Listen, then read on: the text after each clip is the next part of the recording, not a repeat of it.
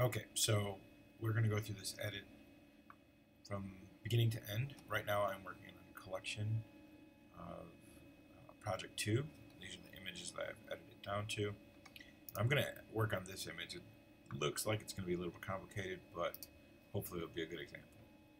So we'll go to the develop module here, and I'm going to start with the white balance, and it looks like it's a little not very in focus, but we'll give it a go.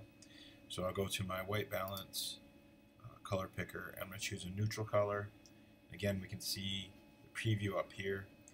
Neutral on the pacifier or the shirt.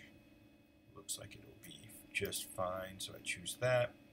If I want to warm it up, I can use my temperature and tint sliders. Remember, yellow plus magenta equals red, and blue plus green equals cyan. So you're able to achieve all 6 of the primary and secondary colors if you want a little tweak of the white balance. Exposure, we'll bring this down a little bit. Contrast, bring that up a little bit. Definitely not a very sharp image, but we'll go with it. Highlights, we'll bring those down to stop our clipping, right? The clipping warning comes in because it's up here telling us that we're not achieving any tonal range because we're outside of the gamut. Gamut is basically the total possible colors. We'll bring this down, up, down to just inside of that.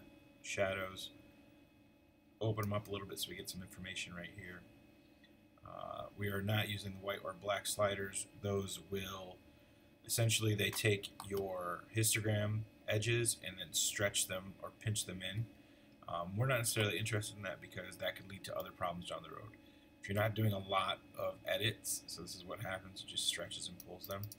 If you're not going to do a lot of in-depth edits, you could use the white and blacks if you're doing something really quick, but it won't look as finished as it could be. Clarity, we always want to add a little bit of that. Notice how it just adds that contrast in there, and dehaze adds a nice little snap in contrast as well.